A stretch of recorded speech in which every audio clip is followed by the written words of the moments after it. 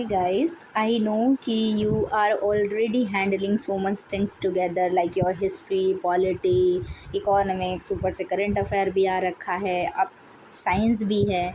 तो actually science is important. अगर आप देखोगे तो 10 से 15 क्वेश्चन आपको हर एग्ज़ाम में साइंस के मिलेंगे, जो कि अगर आप नॉन साइंटिफिक बैकग्राउंड से हो तो भी आपको ये वाला एरिया जो है वो कवर करना पड़ेगा। इस डोमेन को आप छोड़ नहीं सकते, इससे आप बच नहीं सकते। तो आप क्या कर सकते हो, देखो, हालांकि ये जो है ये 10th क्लास की ही एनसीईआरटी का चैप्टर 1 है, chemical reaction and equation, right.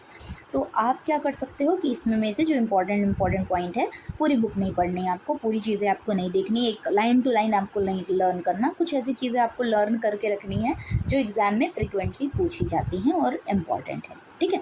तो केमिकल रिएक्शन एंड इक्वेशन क्या है? कुछ नहीं है। क्या है? कुछ नहीं है। कुछ नहीं है क्योंकि केमिकल रिएक्शन हम रोज़ की लाइफ में देखते हैं, ठीक। अब नींबू डाला, भाई दूध फट गया, क्या होगा? कुछ तो रिएक्शन हो गया, है ना। कुछ खा लिया, उल्टी सुल्टी दवा खा ली, रिएक्शन कर गई, कहते हैं ना रिएक्शन कर गया, ठीक। तो कैसे रिएक्शन कर गया? केमिकल रिएक्शन कर गया, ठीक। कुछ केमिकल का चेंज हुआ, राइट। खाना खाए आप, ठीक, रेस्पायर किए आप, राइट। तो क्या किए, उसके बाद खाने के अंदर क्या हुई? तोड़ फोड़ हुई, ठीक, इस तरीके से हुआ। तो ये सब क्या है? ये केमिकल रिएक्शंस है और इसी के कुछ इक्वेशंस हैं जो इस चैप्टर में दिए गए हैं। फटाफट से उसको देखते हैं और जल्दी जल्दी ख़त्म करते हैं। देखो, ये पहली इमेज है हमारे पास। एक तो देखो भाई, पहले ही साइंस नहीं पसंद थी, ऊपर से एक्सपेरिमेंट करने को दे दिया। अब क्या करेंगे हम? हमने पाया मैग्नीशियम रिबन, ठीक है। अब देखो, थोड़ा सा तो आपको साइंटिफिक लैंग्वेज का यूज़ करना पड़ेगा। मैग्नीशियम रिबन, वो रिबन नहीं जो आप लगाते हो, उसको मत जाके जला देना, ठीक है। तो ये क्या है? मैग्नीशियम रिबन है, ठीक। मैग्नीशियम रिबन को हमने किससे जलाया? बर्नर से जलाया। देखो यार, थोड़ा साइंटिफिक हो जाओ, ये नहीं कि गैस पे जाके जला दिया या चूल्हे पे जाके जला दिया, ये सब नहीं करना है। थोड़ा सा साइंस पढ़ रहे हैं, थोड़ा सा साइंस की तरह पढ़ेंगे इसको। बर्नर लिया और बर्नर में क्या किया? रिबन को जला दिया। अब रिबन को जला दिया तो क्या मिलेगा? राख मिलेगी। और क्या मिलेगा? और क्या कुछ नया सोच रहे थे क्या?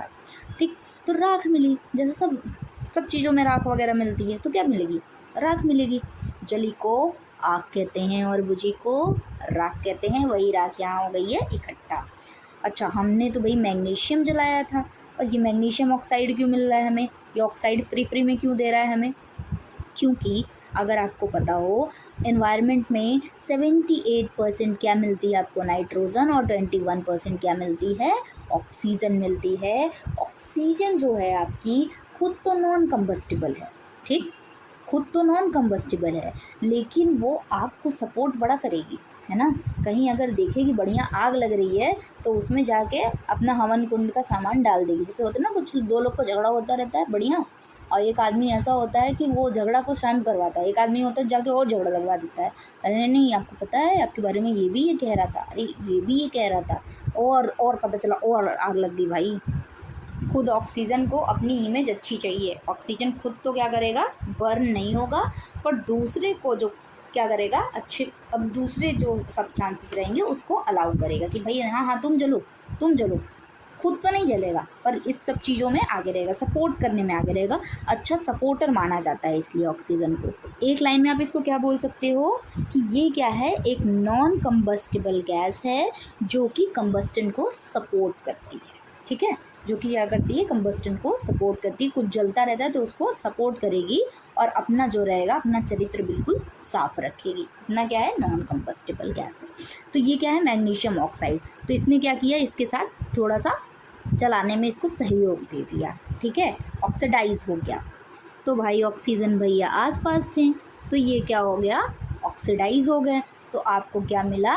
Magnesium oxide. क्या मिला आपको? Magnesium oxide. देखो, किसी भी एलिमेंट्स के साथ, किसी भी मेटल के साथ अगर आपको दिख रहा है कि कोई चीज़ जुड़ रही है, देखो यहाँ पे ओ आके जुड़ रहा है, तो क्या है? अगर ओ आके जुड़ा तो मतलब वो ऑक्सीडाइज हुआ। ऑक्सीजन आके उस पर लगा मतलब वो ऑक्सीडाइज हुआ। और ऑक्सीजन छोड़ के भाग जाता तो रिड्यूस हो गया। ऑक्सीजन छोड़ के भाग जाता तो रिड्यूस हो गया। ऐसे ही उल्टा कर लो, अगर अगर हाइड्रोजन आके लगा तो रिड्यूस, और हाइड्रोजन छोड़ के भाग गया तो ऑक्सीडाइज। अच्छा, ये चीज़ और अच्छे से समझ में आएगी जब आपके पास एग्जाम्पल होंगे। तो ये चीज़ आपको समझ में आ गई होगी कि आपने इसको रिबन को जलाया तो आपको मैग्नीशियम ऑक्साइड मिला। चलो अब आगे चलते हैं। अच्छा, मैंने आपको ये एग्जाम्पल क्यों दिया भाई कि मैग्नीशियम का ये सब काम करो आप? क्योंकि भाई हमें क्या बनाना था? एक न्यू कंपाउंड बनाना था, बिल्कुल अलग, कुछ हमें अलग करना था, हमने जला दिया और राख बना दिया, ठीक है। अब राख से आप रिबन बना पाओगे क्या? बना पाओगे? आपके मन में खुद ही इसका आंसर आ गया होगा, नहीं, ठीक। तो आपने जब एक न्यू कंपाउंड बना दिया तो वो क्या है? आपका केमिकल रिएक्शन है। फिजिकल रिएक्शन कब होता? जब आप कागज़ को मोड़ते और मैं वापस से आके उसको सीधा कर देती, कोई मतलब नहीं हुआ आपके काम करने का, ठीक है।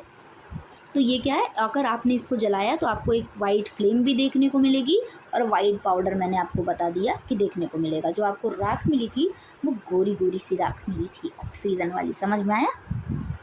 अब देखो यहाँ पे यही चीज़ आपको लिख के बता दिया है कि मैग्नीशियम ने ऑक्सीजन से रिएक्ट किया, ठीक है। अब मैग्नीशियम ऑक्सीजन से रिएक्ट करेगा तो क्या बनेगा? मैग्नीशियम ऑक्साइड बनाएगा, और क्या बनाएगा? अब इसको आप चाहो तो ऐसे भी लिख सकते हो, मैग्नीशियम को Mg से डिनोट करते हैं, ठीक है, और ऑक्सीजन को O2 से डिनोट करते हैं। तो दोनों मिलके क्या बना दिए? MgO बना दिए। क्या बना दिए? MgO, मैग्नीशियम ऑक्साइड बना दिए। अब देखो एक और एक्सपेरिमेंट है अपने पास। एक और एक्सपेरिमेंट में क्या है कि आपने जिंक ग्रैन्यूल्स लिए हैं, जिंक के दाने लिए हैं, ठीक है, जिंक ग्रैन्यूल्स लिए हैं, और उसमें आपने डाइल्यूट सल्फ्यूरिक एसिड या फिर आप डाइल्यूटेड जो हाइड्रोलिक एसिड होता है, हाइड्रोक्लोरिक एसिड होता है, वो भी यूज़ कर सकते हो, ठीक है। तो डाइल्यूट यहाँ पर सल्फ्यूरिक एसिड यूज किया गया है, H2SO4 उसका फॉर्मूला होता है, याद कर लेना, काम आएगा आपको, H2SO4 अगर नहीं याद है तो, ठीक है। जिंक ग्रैन्यूल्स लिए गए हैं कॉनिकल फ्लास्क में, ठीक है। ये कॉनिकल फ्लास्क कैसे आती होगी, आप सबने इसको देख रखा होगा ऑलरेडी। अब देखो, अब इसको क्या किया है, कॉर्क लगा के बंद किया गया, कर दिया गया। कॉर्क एक लकड़ी का टुकड़ा आता है, अगर आपने देखा होगा तो, ठीक। तो अब क्या हुआ भाई, ये दोनों तो क्या करेंगे? केमिकल रिएक्शन करेंगे, क्योंकि चैप्टर तो हम यही पढ़ रहे हैं। तो दोनों क्या करेंगे? आपस में मिलके कुछ तो खिचड़ी पकाएंगे, ठीक। कुछ खिचड़ी पकाएंगे तो भाई खिचड़ी में से कुछ गैस भी निकलेगी, है ना, H2 गैस भी निकलेगी। कुछ यहाँ ऐसे बुड़ करके यहाँ पे कुछ ऐसे रिएक्शंस होते रहेंगे, ठीक है, ठीक। और ये गैस क्या होती रहेगी? गर्म होती रहेगी। फ्लास्क को आप छुओगे तो थोड़ा थोड़ा आपको गर्म फील होगा, ठीक है। और यहाँ पर रिएक्शन होंगी, हाइड्रोजन गैस बन के बाहर निकलेगी आपकी, ठीक है। अब आपको कैसे पता भाई हाइड्रोजन गैस बाहर निकल रही है? हैं, जिंक गैस भी तो बाहर निकल सकती है, ऐसी बात बोलना मत बाहर, ठीक ना। तो यहाँ पर हाइड्रोजन गैस कैसे निकल रही है बाहर? हैं, हाइड्रोजन गैस अब हमें कैसे पता चलेगा, ठीक। सल्फ्यूरिक एसिड में तो H2SO4 है, हो सकता है कि SO4 ही निकल रही हो, हमें कैसे पता हाइड्रोजन निकल रही है? क्या हाइड्रोजन हमें आके बताएगी? जी हाँ, हाइड्रोजन आपको आके बताएगी। अच्छा, कैसे बताएगी? अगर आपको इसकी भाषा समझनी है, अगर H2 की भाषा समझनी है कि ये आपको हाइड्रोजन बोले, कुछ आपको बताए कि हाँ मैं यहाँ हूँ।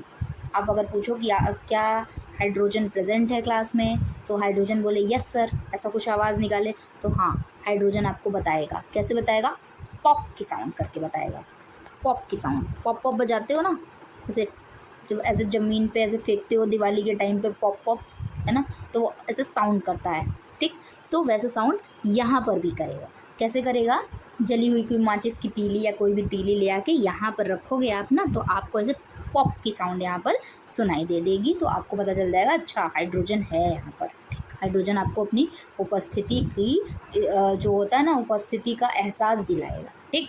हाइड्रोजन ऐसा नहीं कि गुपचुप बैठने वालों में से, नहीं, बोल के बताएगा आपको। बस आपको पूछने आना चाहिए, पूछने की भाषा आपको आनी चाहिए, राइट। अब देखो यही चीज़ यहाँ फॉर्मूले में लिखा है कि जिंक है, सल्फ्यूरिक एसिड, दोनों का क्या हुआ? रिएक्शन बुड़ करके हुआ, ठीक है।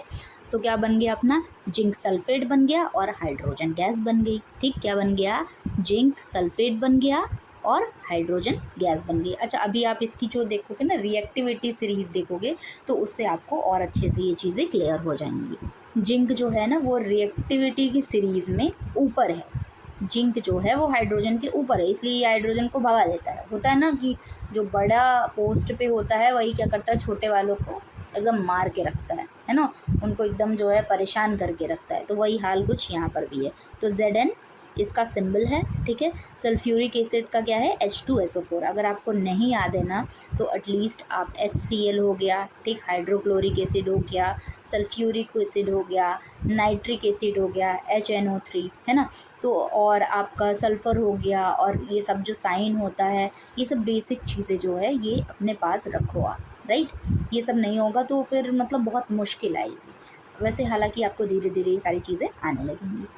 देखो यहाँ पर आपको कुछ वैलेंसी समझाने की कोशिश की गई है कि अगर केमिकल रिएक्शन इस तरीके से कुछ लिखे जा रहे हैं, एक मिनट। अगर केमिकल रिएक्शन कुछ इस तरीके से लिखे जा रहे हैं तो आपका जो ये केमिकल है और ये केमिकल है बराबर होना चाहिए, यानी कि LHS जो होना चाहिए वो RH के बराबर होना चाहिए। ये आपको थोड़ा सा ध्यान में रख के चलना पड़ेगा, ठीक है। मान लो अगर इधर कुछ दिया है 2Fe दिया है तो आपको कुछ भी करके इधर Fe2 करना पड़ेगा, ठीक है। आप कैसे भी करके इनकी वैलेंसी जो है वो उसको बराबर रखोगे, ठीक, इधर उधर नहीं करोगे। अगर मान लो कि आपके पास फॉर्मूला दिया गया है कि Fe, ठीक है, Fe समझते हो ना, लोहा आपका, और कौन, ठीक, Fe आयरन, ठीक, और H2O पानी, सिंपल लैंग्वेज में, ठीक। अगर इन दोनों ने रिएक्ट किया तो इसने बनाया Fe3O4 और H2, इसने ये बनाया, ठीक। लेकिन अगर आप ध्यान से देखोगे तो ये जो इक्वेशन है ये बैलेंस नहीं है। यहाँ तो Fe है तो यहाँ पर तो Fe3 है, ठीक। तो क्या करोगे आप, यहाँ पर H2 है तो चलो यहाँ पर तो H2 आपको मिल गया, यहाँ पर एक ही O है, यहाँ पे 4 O है। अब क्या करोगे कि आपको इसको 3 बनाना पड़ेगा, ठीक, और O के लिए भी आपको कुछ स्टेप्स लेने पड़ेंगे, तभी ये दोनों क्या होंगे, इक्वेशन बराबर होंगे। अच्छा देखो, इसको बैलेंस करने के लिए हम एक काम करते हैं कि यहाँ Fe3 लिखा है तो यहाँ 3 जोड़ देते हैं, ठीक, यहाँ 3 लगा देते हैं, तो ये Fe3 यहाँ पे Fe3, ये बैलेंस हो जाएगा, ठीक है। H2 पहले ही बैलेंस है, अब O बैलेंस करना है, O 4 बोला गया है, ठीक है, तो O मान लो हमने 4 लगा दिया, ठीक।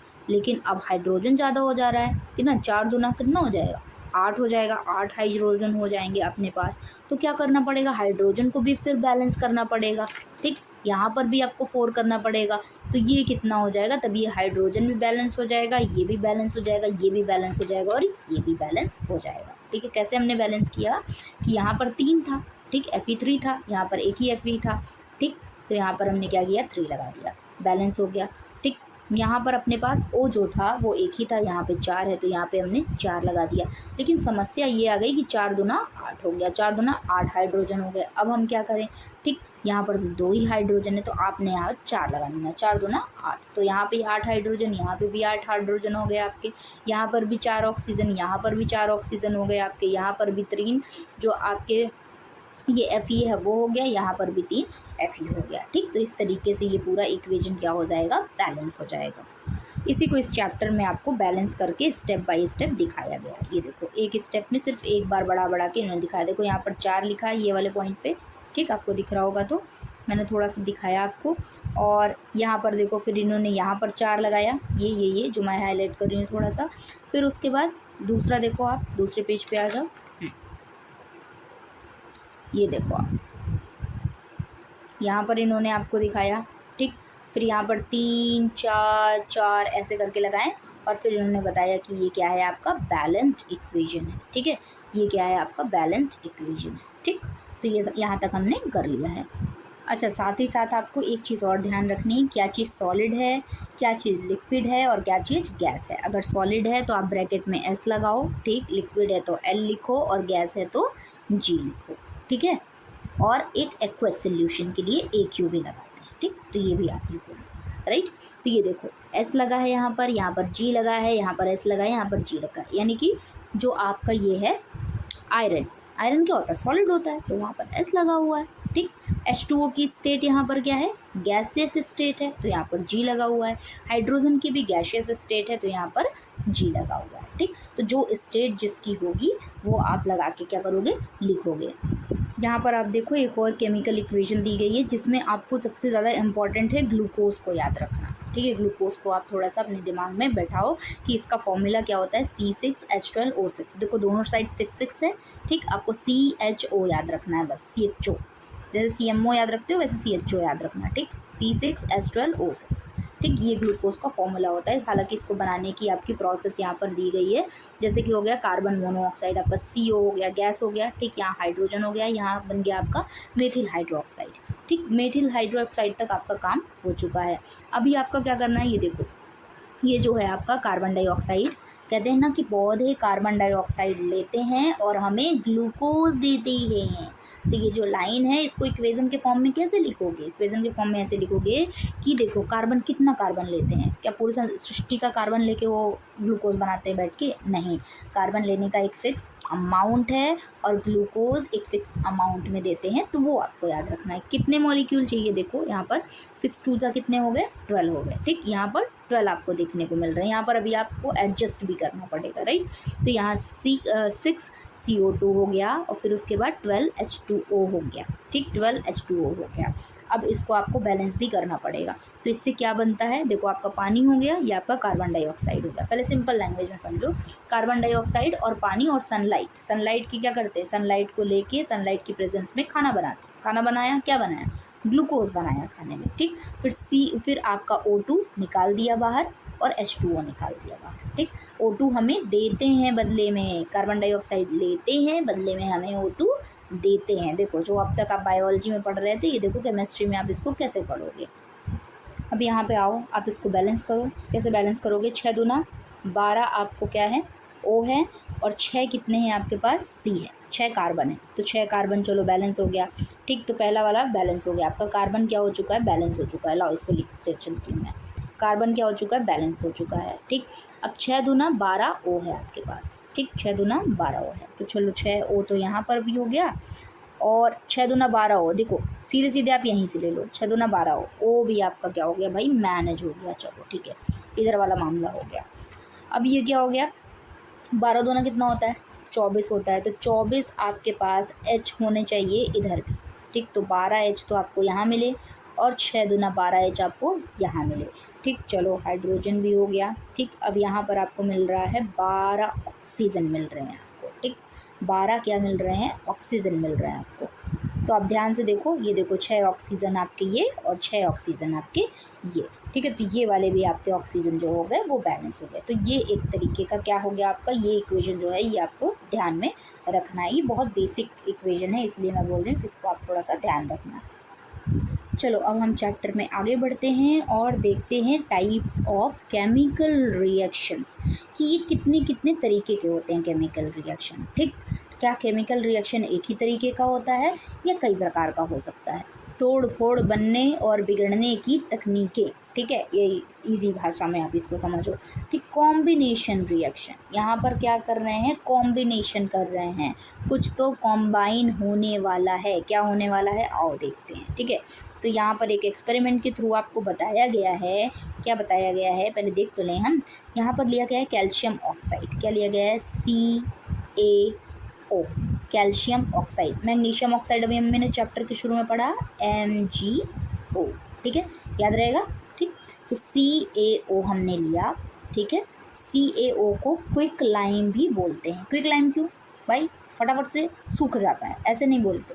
ये तो मैंने आपको याद करने के लिए बताया कि फटाफट से सूख गया, मान लो ऐसा बोल लो। क्विक लाइम, क्विक से आपको याद रहेगा कि सूखा वाला है। ठीक, इसको क्या बोलेंगे हम? क्विक लाइम बोलेंगे। अब एक और आता है आपका स्लेग लाइम। क्या आता है? Slaked lime. तो क्विक से पहले आप याद रखना कि क्विक क्विक क्विक क्विक मतलब जल्दी जल्दी जल्दी क्या करना है? सुखाना है। क्या करना है? जल्दी जल्दी क्या करना है?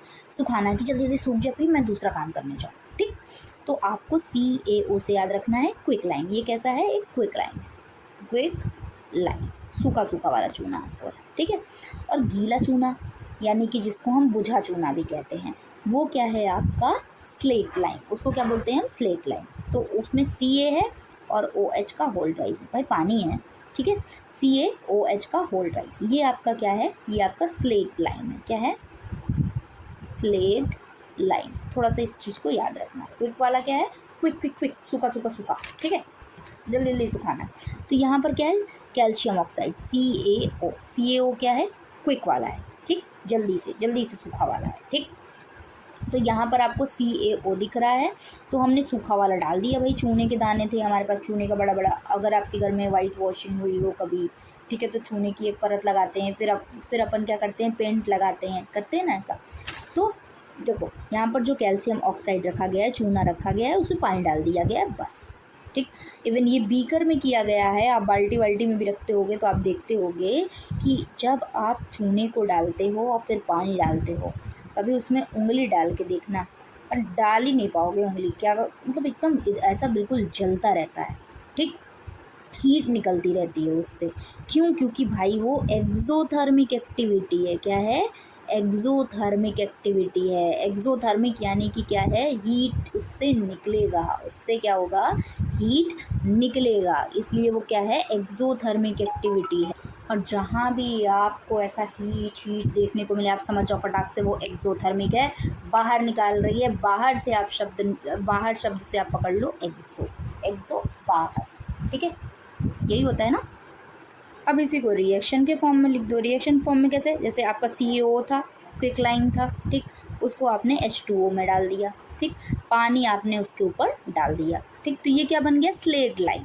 अब कैसा बन गया? ये गीला चूना बन गया ना। अब ये क्या हो गया? गीले चूने को ही आप क्या बोलोगे? बुझा चूना, पूछा जाता है, ठीक है। बुझा चूना कैसे लिखते हैं? चूना, बुझा चूना, हाँ ठीक है, जो भी है, ठीक। सो ये स्लेट लाइम है और हीट निकल रही है, ठीक। तो ये क्या है? Quick lime. फिर उसके बाद आपने पानी डाला, पानी डालने के बाद ये स्लेट लाइम है और यहाँ से क्या निकल रही है? हीट निकल रही है। चले, चलो अब आपका चूना तो तैयार हो गया।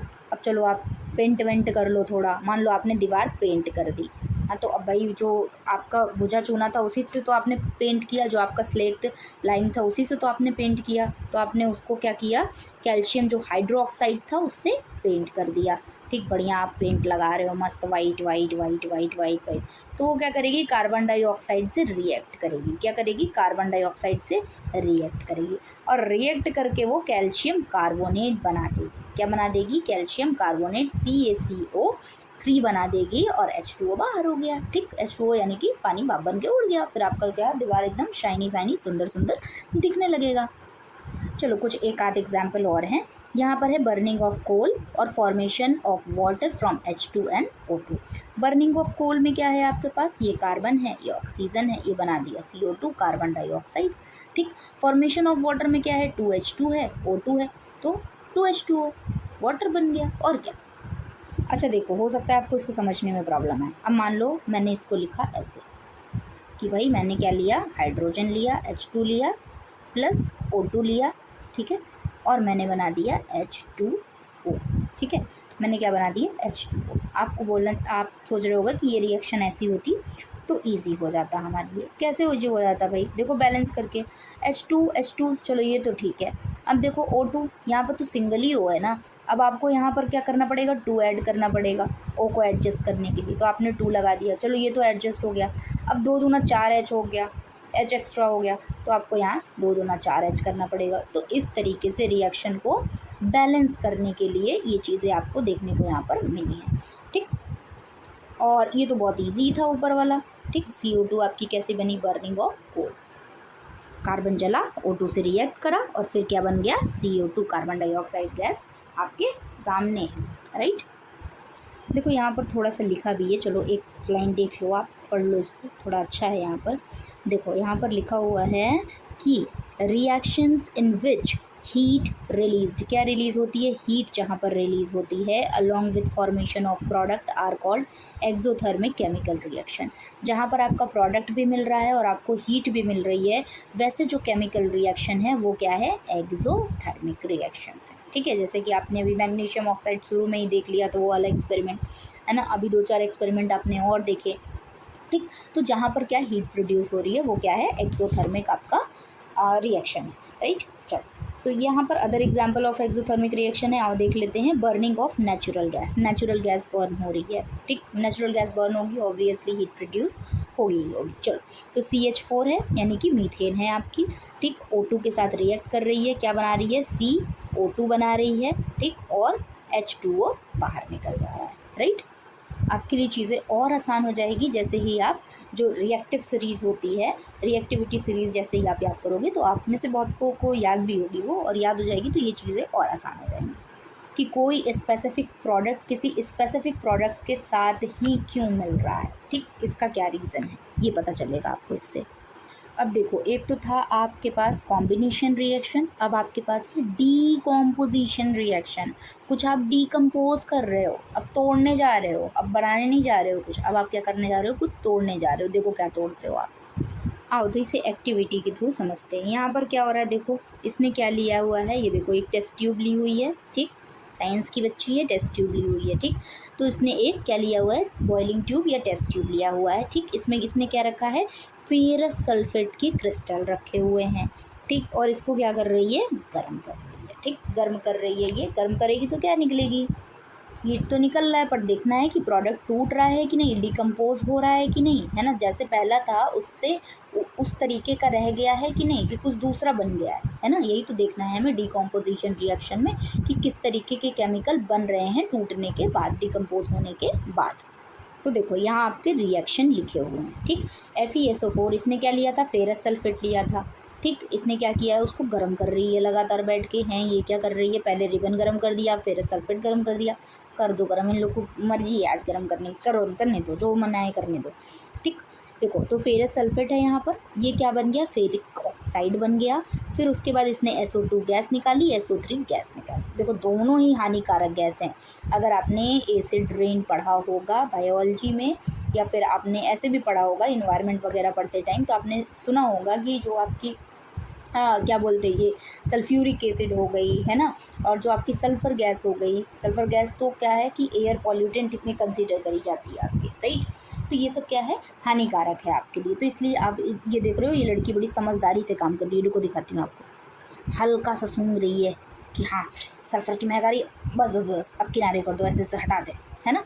तो वो कितनी जेंटली ये काम कर रही है, राइट। तो ऐसे ही आपको लैब में काम करना है। अगर आपको लैब में अगर आप काम कर रहे हो तो किसी भी चीज़ को डायरेक्टली नहीं नाक लगा के सूंघ लेनी है, भाई कुछ भी नहीं करना है, राइट। देखो एक और तोड़ फोड़ की प्रक्रिया आ गई। जैसे अभी हमने लाइमस्टोन बनाया, लाइमस्टोन वाला देखा था ना, CaCO3, कितनी मेहनत से CaCO3 बनाया था।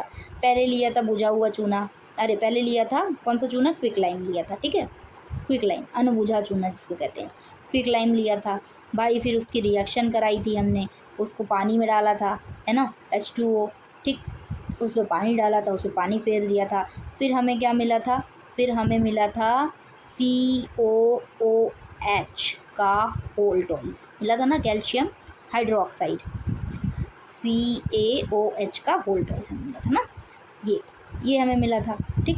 हाइड्रोक्साइड हमें मिल गया था। फिर भाई हमने इसको सूखने के लिए छोड़ दिया था, सूखने के लिए छोड़ दिया था तो वो क्या किया था, CO2 से रिएक्ट कर लिया था, CO2 से रिएक्ट करके उसने क्या बनाया था, CaCO3 बनाया था, ठीक। अब इसको वापस से आप अगर CaO में कन्वर्ट करना चाहो तो तोड़ फोड़ की प्रक्रिया तो है ही है, ठीक है, कि आपने इसको बना लिया था, अब इसको आप क्या कर रहे हो, वापस से क्विक लाइन में चेंज कर रहे हो, तो हीट दे दो इसको, ठीक है। तो CaO अलग हो जाएगा और CO2 छोड़ के भाग जाएगा, जैसे कंबाइन किया था बढ़िया से, छोड़ के भाग जाएगा और CaO आपका अलग हो जाएगा, ठीक। तो ये क्या हो गया, डिकम्पोजिशन हो गया, राइट। इसको इसको आपने कॉम्पोजिशन में पढ़ा कि कैसे ये बना, अब इसको आप तोड़ने में पढ़ रहे हो कि वापस से आपने क्विक लाइन कैसे बनाई।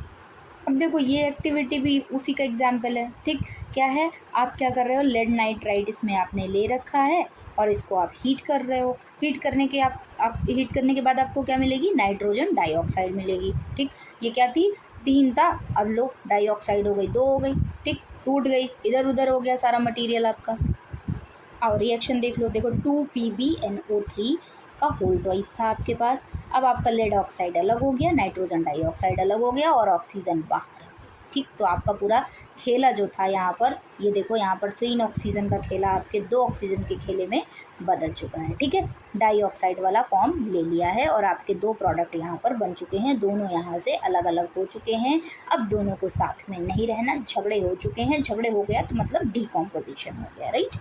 अच्छा अभी तक आप ध्यान दे रहे होगे, जितनी आपने तोड़ फोड़ मचानी थी सब आप जला जला के मचा रहे थे, है ना, सबको हीट कर दे रहे थे, सब लोग अलग अलग हो जाते, भाग जा रहे थे, अरे भैया बहुत गर्म लग रहा है, गर्म लग रहा है, छोड़ो भागो, सारे केमिकल्स टूट जा रहे थे आपके, ठीक है। लेकिन अब आपको क्या करना है, अब मैं बोलूँ आपको कि नहीं, आपको हीट नहीं करना है, आप किसी और तरीके से इन प्रोडक्ट्स को भगाओ। क्या आपके पास कोई और तरीका है, क्या आपके पास इस चीज़ का जवाब है, नहीं है तो ले लो, है ना, जवाब नहीं है तो जवाब ले लो। तो आपके पास एक और रास्ता है, एक और रास्ता है आपके पास कि अगर आप हीट से किसी प्रोडक्ट को अलग नहीं करना चाहते तो आप क्या करो, इलेक्ट्रोलाइट का यूज़ करो यार। इलेक्ट्रोलाइटिक डिकम्पोजिशन कहते हैं इसको, इलेक्ट्रोलाइट, करंट के झटके दो, खुद ही छोड़ के भागेंगे, है कि नहीं? आदमी तो यहाँ बर्दाश्त नहीं कर पाता। ये कौन सी चीज़ है, चलो देखते हैं, आ जाओ। ये आपके पास आ गया इलेक्ट्रोलाइसिस ऑफ वाटर। ठीक, देखो कैसे हो रहा है, चलो इसको समझते हैं थोड़ा। देखो ये बीकर है, बीकर में पानी है, ठीक है। पानी के बाद ये दो उल्टे पुल्टे टेस्ट ट्यूब लगा के रखे हैं, ठीक है। और वाटर तो है, अब वाटर ही है, कुछ और तो दिख नहीं रहा है, तो मतलब वाटर को ही अलग करना है, ठीक है। वाटर में क्या क्या होता है, क्या क्या होता है भाई, वाटर H2O, यानी कि हमको इसको तोड़ना है, हमें इसको क्या बनाना है, H2 अलग करना है और हमें O2 अलग चाहिए, ठीक। अब ये चाहिए तो हमें कैसे करेंगे, तो देखो यहाँ पर बैटरी लगा रखी है हमने, यहाँ स्विच लगा रखा है, यहाँ एनोड लगा रखा है, यहाँ कैथोड लगा रखा है। एनोड कैथोड क्यों लगा रखा है, एक एनोड पे आएगा एक कैथोड पे आएगा, क्यों आएगा भाई, क्योंकि ऑक्सीजन को तो भैया एनोड से प्यार है, ऑक्सीजन को किससे प्यार है, एनोड से प्यार है, तो ऑक्सीजन किसके पास जाएगी, एनोड के पास जाएगी, ठीक है। तो हाइड्रोजन किसके पास जाएगा, ऑब्वियसली कैथोड के पास जाएगा, और कौन बचा, ठीक है, एनोड के पास जाएगा। अभी करना क्या है आपको इसमें, अब यहाँ पे बस करंट पास होने देना है, और ऑक्सीजन अपने रास्ते और हाइड्रोजन अपने रास्ते, और अगर याद ना रहे तो अ से अनोड और अ से ऑक्सीजन, ऐसे करके याद रखेंगे। आओ अब आगे आते हैं। आगे की कहानी ये है कि ये एक दूसरा एक्सपेरिमेंट है। इस एक्सपेरिमेंट में क्या लिया है आपने, ये चाइना डिश है ना, जिसको आप बोलते हो चीनी मिट्टी का प्लेट, वैसा, ठीक। तो आपने चाइना डिश लिया हुआ है और उसमें क्या रखा है आपने, सिल्वर क्लोराइड। सिल्वर क्लोराइड क्या होता है, AgCl, सिल्वर का क्या है Ag और क्लोराइड का Cl, ठीक है। ये आपको पता तो होगा ना कि AgCl बोलते हैं, ठीक, AgCl। ये है आपका सिल्वर क्लोराइड, और इसको आपने किस में रखा है, चाइना डिश में रख दिया है, और खिड़की के पास रख दिया, धूप आने दिया है। जाके छत पे रख दो, बाहर रख दो, विंडो पे रख दो, बारजे पे रख दो, कहीं पे भी रख दो, बालकनी में रख दो, पर सनलाइट में रख दो। क्यों सनलाइट में क्यों रखा है भाई, देखो अभी आपने सीखा कि हीट से आप कैसे किसी चीज़ को तोड़ते हो, कैसे आप उसका डीकॉम्पोजिशन करते हो, राइट। फिर उसके बाद आपने सीखा कि भाई अगर हम हीट अगर हटा दें तो क्या कोई और विधि है जिससे हम क्या कर सकते हैं, केमिकल्स तोड़ सकते हैं। तो आपको पता चला यस, एक और मेथड था जो था इलेक्ट्रोलाइसिस, यानी कि इलेक्ट्रोलाइटिक डीकॉम्पोजिशन, जिसके थ्रू हम क्या कर सकते थे, कंपाउंड को डिकम्पोज कर सकते थे, ठीक है, केमिकल को डिकम्पोज कर सकते थे। अभी क्या है, मान लो मैं बोलूँ कि इन दोनों को छोड़ के कोई तीसरा उपाय बताओ जिससे हम क्या कर सकते हैं, मान लो किसी केमिकल को तोड़ सकते हैं, ठीक है, किसी चीज़ को तोड़ सकते हैं, तो वो क्या होगा, तो वो होगा आपका सनलाइट। अब आ जाओ कुछ नेचुरल चीज़ों पे, ठीक है। नेचुरल चीज़ क्या हो गई, एक तो आपने इलेक्ट्रिक करंट दिया, उसके थ्रू आपने तोड़ फोड़ मचाई, फिर आग आग जला दी, गरम कर दिया, तोड़ फोड़ मचा दिया आपने, टूट फूट गई सारी चीज़ें, अलग अलग हो गई। अब आप सनलाइट का यूज़ करोगे, सनलाइट का यूज़ करके क्या करोगे, चीज़ों को तोड़ने फोड़ने की कोशिश करोगे, डीकम्पोज करने की कोशिश करोगे, तो that will be your photo chemical, photo मतलब लाइट, ठीक है, फोटोकेमिकल डिकॉम्पोजिशन, ठीक है। ये क्या हो गया, फोटोकेमिकल डिकॉम्पोजिशन, जहाँ पे यहाँ पर देखो AgCl है और ये टूट जाएगा, टूटेगा कैसे, देखो Cl, क्लोरीन जो रहता है Cl2 के फॉर्म में पाया जाता है ना, ये तो आपको पता ही होगा, ठीक। तो क्या बनेगा Ag, एक मिनट परमानेंट वाले से मैं लिखती हूँ थोड़ा, मान लो ये हो गया Ag, ठीक, और हमने Cl ले लिया, ठीक है। AgCl क्या, AgCl साथ में लिया था ना, ऐसे होता, AgCl लिया, ठीक है। ये हमने क्या लिया था, सिल्वर क्लोराइड लिया था, हाँ ले लिया भाई, रिएक्शन हुई, लाइट पड़ी, अब ये टूट गया, Ag अलग हो गया और Cl अलग हो गया, क्या मैंने बोला, Ag अलग हो गया और Cl अलग हो गया, ठीक है, बात समझ में आ गई। लेकिन मैंने बताया Cl2 होता है, Cl नहीं होता कभी, ठीक। तो यहाँ 2 हो गया तो यहाँ पे भी 2 करना पड़ेगा, तो आप यहाँ पे 2 लगा दो, ठीक, 2AgCl हुआ, है ना। ना अभी आपको एक और चीज़ दिख रहा होगा कि यहाँ Ag कितना हो गया है, 2 हो गया, पर यहाँ पर तो एक ही Ag है, तो यहाँ पर भी 2Ag करना पड़ेगा। अब ये जो है रिएक्शन जो है बैलेंस्ड भी है, और ये आपका पता भी चल गया कि AgCl कैसे टूटा, 2Ag और Cl 2 में टूट गया, राइट। ये आई होप कि आपको ये इक्वेशन लिखने भी आ गया होगा, बैलेंस भी करने आ गया होगा, और आप समझ गए होंगे कि एक डिकम्पोजिशन प्रोसेस जो है, अभी ये सेम रिएक्शन हम AgBr के साथ भी कर सकते हैं। AgBr के साथ भी अगर क्लोरीन की जगह हम ब्रोमीन भी रख दें तो भी रिएक्शन क्या होगी, सेम होगी। चलो अब तक हमने देख लिया कि कॉम्पोजिशन रिएक्शन कैसे होगी और डीकॉम्पोजिशन कैसे होगी, चीज़ें बनेंगी कैसे और बिगड़ेंगी कैसे। इसके अलावा एक और रिएक्शन है हमारे पास जो है रिप्लेसमेंट रिएक्शन। रिप्लेसमेंट रिएक्शन मतलब रिप्लेस कर देना मतलब किसी को किसी से हटा देना। कोई ताकतवर आएगा और कमज़ोर को हटा देगा, ठीक। जैसे कोई ताकतवर आएगा वो किसी कमज़ोर को हटा के उस जगह पे जाके बैठ जाएगा, उसको रिप्लेस कर देगा, उसको क्या कर देगा, प्रतिस्थापित कर देगा, राइट। लाइक कि अब कोई प्राइवेट जॉब कर रहे हो एंड कोई आया बहुत ज़्यादा एजुकेटेड, या फिर मान लो कि बहुत ज़्यादा पावरफुल पैसे वाला आदमी, उसने बहुत सारे पैसे दिए और वो उस जगह पे आ गया, आपकी पोस्ट पे आ गया, तो वो क्या हो गया, आपका रिप्लेस कर दिया, आपको हटा दिया, कहीं और कर दिया आपको। तो that will be your replacement reaction. हमें हटा के खुद घुस जाएगा, हमें बाहर फेंक देगा, वो क्या हो गया, रिप्लेसमेंट रिएक्शन। चलो इसको देखते हैं। इस एक्सपेरिमेंट के थ्रू इस चीज़ को समझेंगे। यहाँ पर आयरन नेल है, ठीक, ये टेस्ट ट्यूब है, इसमें कॉपर सल्फेट सोल्यूशन भरा हुआ है। क्या भरा हुआ है, copper sulphate, CuSO4, copper sulphate. और क्या रखी गई है, आयरन की नेल रखी गई है, उसमें डुबो दी गई है। अच्छा अब क्या होगा, आयरन नेल जो है इसमें डिप करके रखी गई है, ठीक है, शांति से रख देना, कुछ नहीं करना है इसमें। अब ये लोहे की कील क्या करेगी ना, कॉपर सल्फेट सोल्यूशन की ज़िंदगी में सुई चुभोने का काम करेगी, उसको चुभेगी, ठीक है। लोहे की कील क्या करेगी, उसको चुभेगी, ऐसे करके ध्यान रखना है। क्या करेगी, लोहे की कील जो है इसको हटाएगी। कॉपर सल्फेट में से कॉपर को ही हटाना इसने स्टार्ट कर दिया, उसी के घर में घुसी और उसी की जो इज्जत थी उसी को धुलना शुरू कर दिया इसने, ठीक है। इसने क्या किया, कॉपर को ही हटाना शुरू कर दिया धीरे धीरे, और ख़ुद अपनी जगह बनाने लगी वहाँ पर।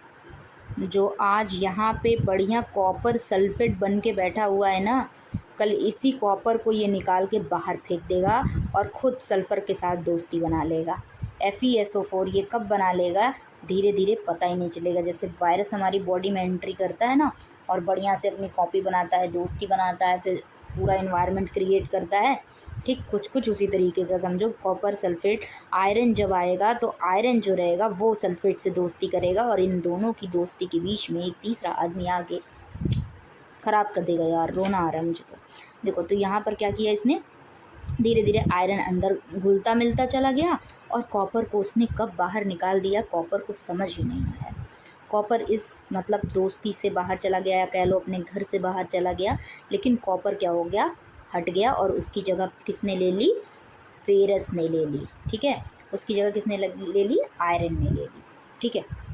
चलो तो ये वाला अब इसको हम लिख के देखते हैं कैसा होगा। और कॉपर कहाँ चला गया, कॉपर को बाहर फेंक दिया, कहाँ पे, कॉपर इसके पैर पकड़ रहा है, आयरन नेल के पैर पकड़ रहा है, भाई रहन दे मेरे को बचा ले। यहाँ पर चिपका हुआ कॉपर देखने को मिल जाएगा, क्योंकि कील में कैसी दिखेगी, रस्टिंग टाइप की आपको देखने को मिलेगी, ठीक है।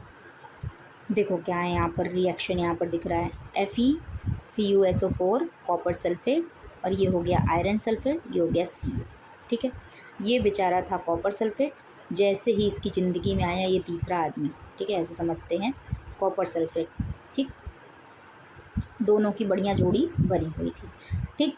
अब तीसरा आदमी कौन आ जाता है, ये Fe, ठीक, दोनों के बीच में घुस गया ये, ठीक। इसने क्या किया, SO4 के साथ दोस्ती बनाई और Cu को बाहर निकाल दिया, क्योंकि ये इससे ज़्यादा क्या था, दमदार था। दमदार होने के लिए क्या याद करनी पड़ेगी, रिएक्टिविटी पूरी सीरीज़ याद रखनी पड़ेगी, ठीक है।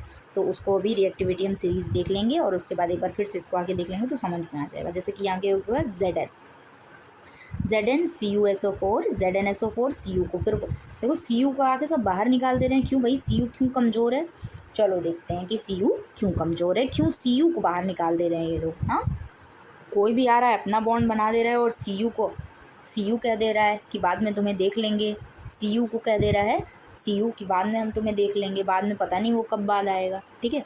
तो इसको फिलहाल क्या बोलते हैं, बहरहाल के लिए बाहर निकाल दे रहा है। अभी देखो ये है रिएक्टिव सीरीज़, ठीक है। यहाँ पर जितने भी, एक सेकेंड, यस, यहाँ पर जितने भी एलिमेंट दिए गए हैं, ऊपर जितने भी एलिमेंट्स दिए गए हैं, ये क्या हैं, ये बहुत ज़्यादा रिएक्टिव हैं। क्या हैं, हाईली रिएक्टिव हैं। ये सारे जो हैं ये हाईली रिएक्टिव हैं। और ये जो नीचे आ गए, नीचे मतलब लोअर, तो ये क्या है, लोअर रिएक्टिव। ये बहुत ज़्यादा उत्तेजित हो जाते हैं, जल्दी से रिएक्ट कर देते हैं ना। कोई कोई होता है ना बिल्कुल शॉर्ट टेम्पर, थोड़ा सा बोलो नहीं ऐसे गुस्सा हो जाता है, ठीक है। और कोई कोई होता है बिल्कुल शांत, अच्छे से मतलब काम डाउन वाला बंदा, ऐसे होते हैं ना। तो यही है वो रिएक्टिव सीरीज, ये वाले। जैसे पोटेशियम है, सोडियम है, अरे भाई खुले में रख दो तब भी भाई आग पकड़ लेगी, ऐसा वाला सीन होता है इनका। इतनी जल्दी इन्हें गुस्सा आता है।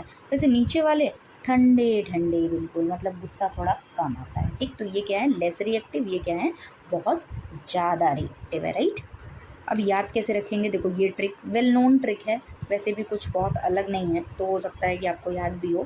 तो जिसको याद होगा उसके लिए रिवीजन है, जिसको नहीं याद होगा वो याद कर लेना। Please stop calling me a zebra, I truly like her, calling me super powerful giraffe, ठीक है। पावरफुल हटा देना, ये देखो जिराफ, जिराफ से आपको गोल्ड तक का मिल जाएगा, ठीक है। और मान लो पावरफुल याद भी रखना है तो बाद में याद रखना, ताकि प्लेटिनम वाला काम हो जाए। प्लीज़ से क्या हो जाएगा, पोटेशियम, स्टॉप से हो जाएगा सोडियम, फिर कैल्शियम के लिए कॉलिंग, मैग्नीशियम के लिए मी, एल्यूमिनियम के लिए ए, जिंक के लिए जेब्रा यूज़ हुआ है यहाँ पर, आई के लिए आयरन यूज़ हुआ है। इसी तरह से बाकी सारे भी हैं, आप पढ़ लेना, देख लेना और ट्रिक जो है याद रख लेना, तब आपको समझ में आएगा कि ये वाला जो रिएक्शन हुआ था वो कैसे हुआ था। ये जो रिएक्शन थी ना कि FeCu को क्यों निकाल दिया, उसका आंसर यहीं पर है, क्योंकि Fe जो है वो क्या है, Cu से ऊपर है। ये दिख रहा है, ये Fe है और ये Cu है। देखो यहाँ पे ये गलत है ना, Cu कर लेना इसको ध्यान से, Cu, ठीक है। Fe जो है वो Cu से क्या है, ऊपर है, ठीक। तो ये क्या है, बड़ा है, ये छोटा है, ये इसको हटा देगा, भगा देगा, बाहर कर देगा बिल्कुल। अगर मान लो जिंक है वो भी Cu को भगा देगा, एल्यूमिनियम है वो भी Cu को भगा देगा। तो ये सारे जितने एलिमेंट जो C से ऊपर हैं वो C को भगा देंगे, Cu को भगा देंगे, ठीक है। तो वो किसको भगा देंगे, कॉपर को भगा देंगे। चलो अब नेक्स्ट देखते हैं। इस रिएक्शन के दौरान ना जो टेस्ट ट्यूब में हमने भर के रखा था कॉपर सल्फेट, जैसे जैसे कॉपर हटता जाएगा कील पे आता जाएगा, है ना, लोहे की कील पे आता जाएगा, वैसे वैसे इसका रंग भी चेंज होगा। पहले ये ब्लू रहेगा, बाद में आपको थोड़ा थोड़ा ये ग्रीन ग्रीन दिखने लगेगा, वो भी ऐसा मरा मरा सा ग्रीन दिखने लगेगा, ठीक है। बहुत ज़्यादा एकदम लाइट वाला नहीं दिखेगा, ब्राइट वाला नहीं दिखेगा, ठीक, क्योंकि उसको मार ही दिया है यार इसने, तो क्या ही बेचारा कलर शो करेगा। अब आ जाते हैं डबल डिस्प्लेसमेंट रिएक्शन पे, कि डबल डिस्प्लेसमेंट रिएक्शन क्या होता है, ठीक। इसमें देखो नाम ही बता रहा है कि डबल डिस्प्लेसमेंट, एक डिस्प्लेसमेंट नहीं होगा, दो डिस्प्लेसमेंट होगा, ठीक है। यानी कि दो आदमी आएंगे, ठीक है, दो आदमी किसी घर में आएंगे और उस दो आदमी को हटा के अपना क्या करेंगे, अपना जगह बना लेंगे, ठीक है। तो यही तो हुआ डबल डिस्प्लेसमेंट। तो इसको चलो देखते हैं कैसे हो रहा है। अब देखो इनके पास है सोडियम सल्फेट, चलो मैं लिखना शुरू करती हूँ। यहाँ पर क्या है, Na2SO4, ये है सोडियम सल्फेट, ठीक। और यहाँ पर है barium chloride, BaCl2, barium chloride, ठीक है। ये बेरियम क्लोराइड का फॉर्मूला है। अब चलो आपस में मिक्स मिक्स मिक्स करके देखते हैं कौन किसको हटा के भगा के फेंकता है, ठीक। जब आप इन दोनों को मिक्स करोगे, तो मिक्स किया आपने, ठीक है, ये मिक्स कर दिया, मिक्स करा, मिक्स करोगे तो आप देखोगे, आप पाओगे कि यहाँ पर जो ये बेरियम है ना, बेरियम ये जाएगा सल्फेट के पास और दोस्ती बना लेगा, ठीक है। और ये जो सोडियम है वो Cl2 के पास जाएगा, क्लोराइड के पास जाएगा, NaCl तो सुना ही होगा कितना सारा, तो ये NaCl बन जाएगा और ये बेरियम सल्फेट बन जाएगा।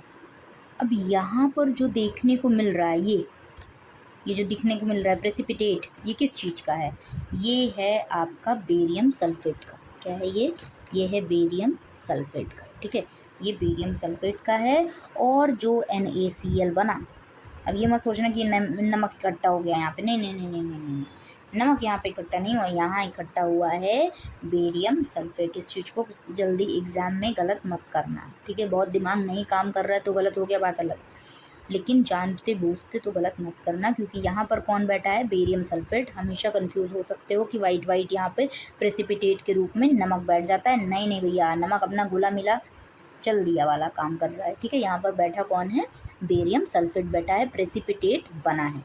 अब देखो इंपॉर्टेंट पॉइंट ये है कि यहाँ पर क्या बना है, प्रेसिपिटेट बना है, ठीक है।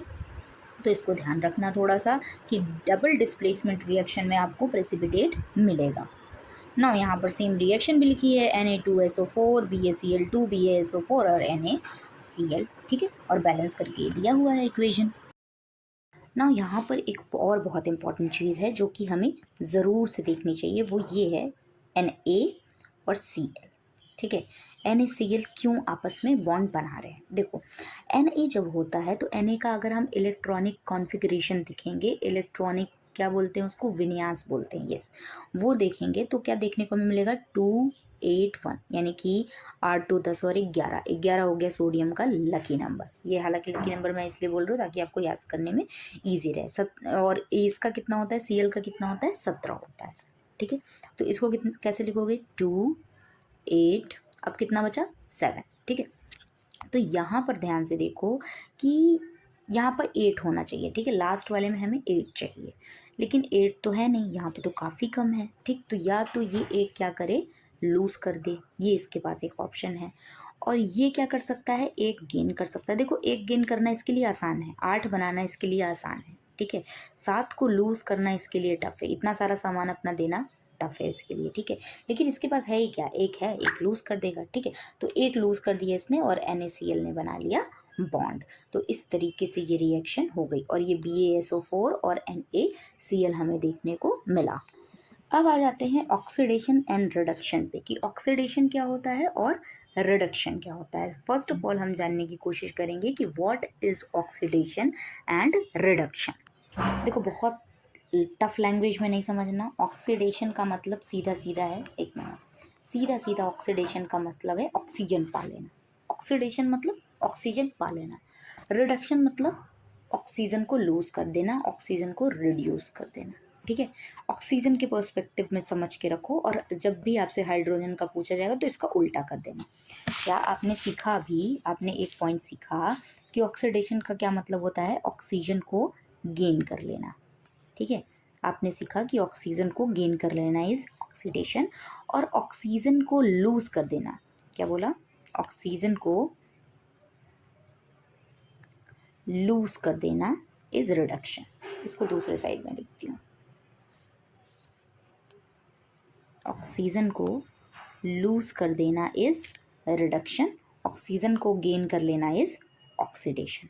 अब इसका उल्टा कर दो, अगर पढ़ना है रिडक्शन तो इसको उल्टा कर दो। अब रिडक्शन पे आ जाओ। अब रिडक्शन कोई पूछे क्या है, तो हाइड्रोजन को गेन कर लेना इज, हाइड्रोजन को गेन कर लेना इज रिडक्शन। देखो, मैंने उल्टी जगह पे लिख दिया, हाइड्रोजन को गेन कर लेना इज क्या, हाइड्रोजन को गेन कर लेना इज रिडक्शन, और उल्टा यहाँ पर कर दो, हाइड्रोजन को लूज कर देना इज ऑक्सीडेशन। बस उल्टा सुल्टा है, क्रॉस मल्टीप्लिकेशन है, एक बस याद रखना है। ठीक है, चलो अब नेक्स्ट इंपॉर्टेंट है हमारे पास ये इमेज, कि ये इमेज क्या बता रही है हमें। यहाँ चाइना डिश रखी हुई है और इसमें कॉपर का पाउडर रखा हुआ है। ठीक है, समझ गया। अभी क्या है, यहाँ पर वायर गेज रखा हुआ है, ट्राईपॉड स्टैंड, ये देखो, ये स्टैंड पे रख के ही तो गर्म करोगे ना, जैसे हम खाना बनाते हैं तो किसी स्टैंड पे रख के बनाते हैं, ऐसे थोड़ी हाथ में लेके थोड़ी बनाते हैं। ये बर्नर रखा हुआ है। ठीक, oxidation of copper two copper oxide, हम क्या कर रहे हैं, इसका ऑक्सीडेशन कर रहे हैं। ऑक्सीडेशन करना यानी कि ऑक्सीजन को गेन करना, ऑक्सीजन को गेन करना इज ऑक्सीडेशन। ठीक है, तो Cu तो है ही है।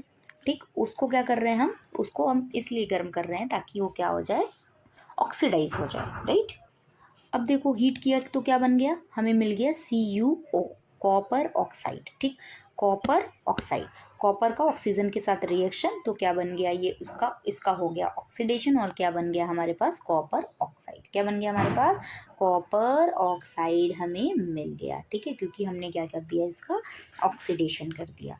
राइट, चलो, तो यहाँ पे रिएक्शन तो बहुत ही ईजी है। ठीक, हमने क्या किया, मान लो Cu, पहले हम रिएक्शन, मान लो हम छोटे बच्चे हैं, हमें रिएक्शन लिखने नहीं आती है, तो हमने रिएक्शन ऐसे लिखा कि Cu प्लस O2। ठीक है, O2 तो पता है ना ऑक्सीजन को कहते हैं, ये तो मत करना एटलीस्ट कि यही नहीं पता है, तो हमने बताया CuO। अब प्रॉब्लम आ रही है कि एक O बच गया, अब उसको कैसे मैनेज करेंगे, क्योंकि यहाँ पे 2O चाहिए, तो आप क्या करोगे, यहाँ पे 2 लगा दोगे। ठीक है, लेकिन अब आप ध्यान से देख रहे हो कि यहाँ पर आपको क्या लग रहा है, 2Cu हो गया। अब क्या करोगे, Cu भी तो बढ़ गया साथ साथ O के साथ साथ, तो आप क्या करो, बैलेंस करने के लिए यहाँ पे भी 2 लगा दो। देखो, इक्वेशन भी बैलेंस हो गई और काम भी हो गया आपका। देखो, आपका आंसर यहाँ पर ये दिया हुआ है। ठीक है, और हाइड्रोजन गैस के साथ अगर करते हो तो क्या होता है। ठीक, अब हाइड्रोजन के साथ अभी आपको पता चला है कि अगर हाइड्रोजन आ गया, अगर हाइड्रोजन आ गया तो क्या करेगा वो, अगर हाइड्रोजन आया, हाइड्रोजन किसी एलिमेंट ने गेन किया, ठीक, तो क्या हुआ, ये प्रोसेस क्या हुई, रिडक्शन हुआ। और रिडक्शन जब भी होगा तो क्या होगा, ऑक्सीजन का लॉस होगा, ठीक। तो ऑक्सीजन को भगाने के लिए आप क्या करोगे, रिडक्शन करोगे, ऑक्सीजन को क्या करोगे, रिड्यूस करोगे। रिड्यूस करने के लिए आपको चाहिए हाइड्रोजन, ठीक है। हाइड्रोजन के थ्रू ये कर सकते हो आप, तो CuO ले लिया आपने, H2 ले लिया तो H2O हो गया और Cu बन गया आपका, कॉपर अलग हो गया और H2O अलग हो गया, राइट। अब इस रिएक्शन को यहाँ पर ध्यान से देखो आप, यहाँ आपको दिख रहा है कि ये क्या है आपका CuO, ठीक, जो कि O क्या कर रहा है, O को लूज कर रहा है, ठीक है, ऑक्सीजन को ये क्या कर रहा है, लूज कर रहा है। जब मैंने बोला कि जब भी आप ऑक्सीजन को हटा देते हो तो वो क्या कहलाती है प्रक्रिया आपकी, रिडक्शन। आपने ऑक्सीजन को क्या कर दिया, रिड्यूस कर दिया, तो ये पूरा क्या हो गया, ये यहाँ पर क्या चल रहा है, रिडक्शन चल रहा है, ठीक। किसका रिडक्शन चल रहा है, ऑक्सीजन रिड्यूस हो रही है, उसी को तो रिडक्शन कहते हैं, ठीक है। अब ये देखो, तो ये वाला प्रोसेस जो हो गया ये रिडक्शन का हो गया, ठीक है, ये तो समझ में आ गया। अभी क्या है, ये H से H2O बन रहा है, यहाँ ऑक्सीजन का गेन हो रहा है, जहाँ ऑक्सीजन का गेन होगा वो प्रोसेस क्या होगी, ऑक्सीडेशन। तो इस तरीके की जो रिएक्शन होती है, जहाँ एक तरफ ऑक्सीडेशन और दूसरी तरफ रिडक्शन चलता रहता है, इस तरीके के रिएक्शन को क्या कहते हैं, redox reaction.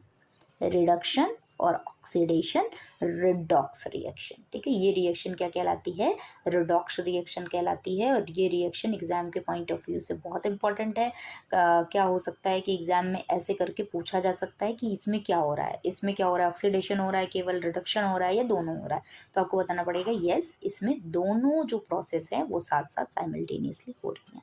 Some other examples of redox reaction आप देखो, यहाँ पर भी ZNO है, C है, ठीक है। अब ZN ही बचा, O गायब हो गया, O गायब हो गया तो मतलब क्या हुआ, O बाहर निकल गया, तो मतलब ये क्या हुआ, ये रिडक्शन हो गया, ठीक है।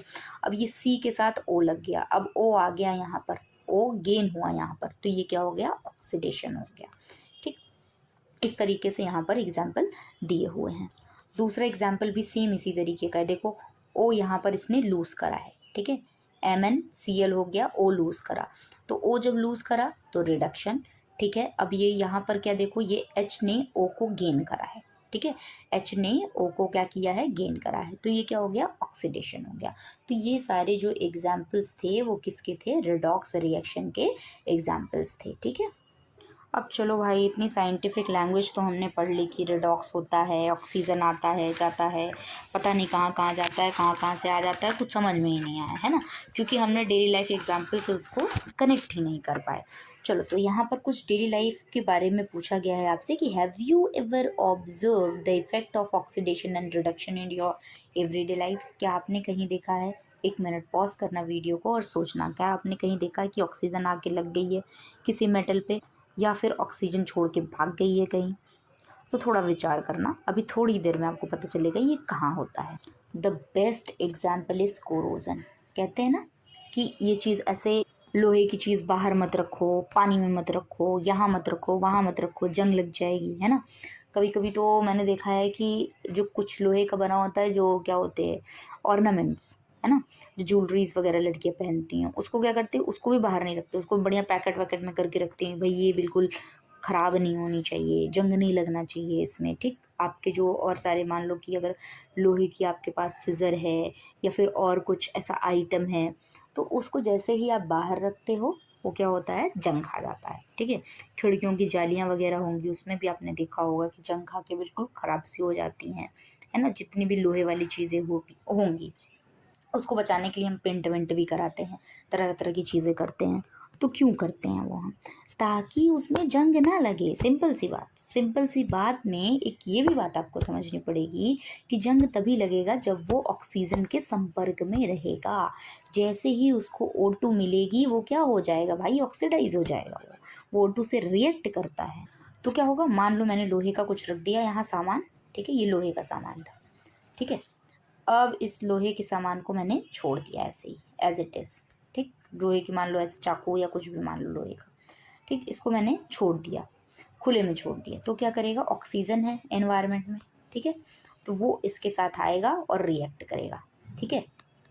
वो क्या करेगा, आयरन के साथ आके रिएक्ट करेगा और क्या लगा देगा भाई, जंग लगा देगा। दोनों आपस में आके रिएक्ट करेंगे और हमारा जो सामान रहेगा उसको खराब कर देंगे। अब ये देखो, ये बात केवल लोहे पे अप्लाई नहीं होती है ना। कभी कभी आप देखते होगे, कभी कभी क्या, अगर आपके घर में कॉपर का अगर पुराना कोई बर्तन होगा तो उसको आप देखना, है ना, जिससे जलवल देते हैं भगवान को, वो वाली चीज़ें आप उठा के देखना। वो क्या होता है, उस पर आप देखोगे कि ग्रीन ग्रीन कलर की कोटिंग चढ़ जाती है, ठीक है। और आप सिल्वर में देखते होगे, अगर आपकी मम्मी उम्मी हैं तो चांदी की पायल वायल पहनती होंगी, तो उस पर भी क्या होता है, देखोगे कि कुछ दिन बाद ब्लैक पड़ जाती है। चांदी क्या पड़ जाती है, काली पड़ जाती है ना।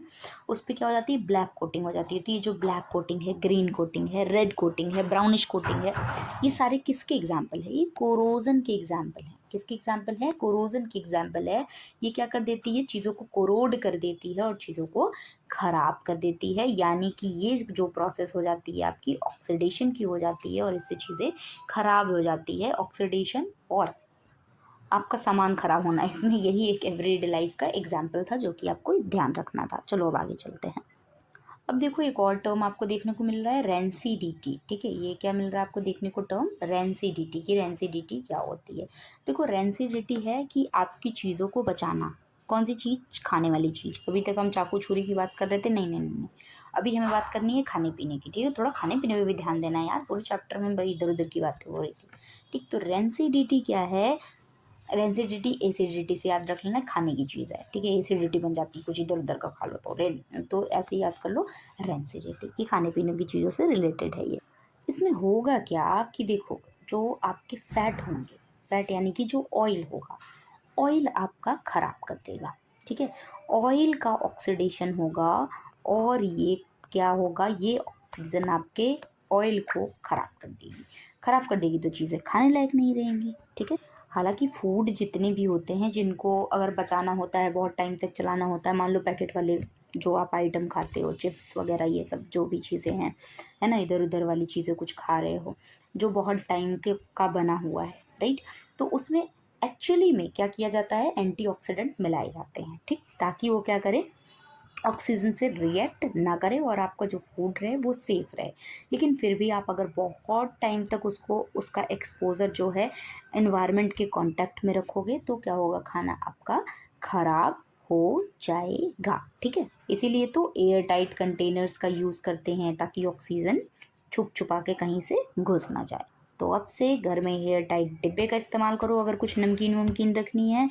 और अगर आपको ये सब अपना बचाना है, क्या बोलते हैं, लोहे के सामान वगैरह, तो उस पे पेंट वेंट लगा के रखो। और आजकल मार्केटिंग में इतने एंटी टार्निश प्रोडक्ट्स आ चुके हैं कि भाई लोग वही खरीद ही रहे हैं, क्योंकि चीज़ें है ना कि सिल्वर विल्वर की ख़राब हो जाती हैं तो ऑब्वियसली पैसे फंस जाते हैं। तो बस इस चैप्टर में कुछ इतनी ही इम्पोर्टेंट बात थी जो हमें जानना था, जिससे कि एग्ज़ाम में क्वेश्चन बन सकते हैं। ऑब्वियसली एग्ज़ाम्स में जो भी क्वेश्चन बने होंगे इससे रिलेटेड, वो मैं क्या करूँगी, अगर शॉर्ट्स में हो सका तो उसमें, या फिर अगर लॉन्ग वीडियोस की ज़रूरत पड़ेगी तो उसमें I will upload that one. तो तब तक के लिए चलो बाय बाय, मिलते हैं फिर आपसे नेक्स्ट वीडियो में। और ध्यान रखना, साइंस को स्किप मत करना, 10-12 क्वेश्चन आते हैं, इजी पीजी तरीके से हो जाएंगे। बहुत ज़्यादा लोड लेने की ज़रूरत नहीं है, बस चीज़ों को समझते हुए चलना है। बहुत ज़्यादा उसको कोशिश नहीं करनी है कि रटन विद्या के थ्रू वो हो, राइट। चलो, thank you so much for watching this video, bye bye.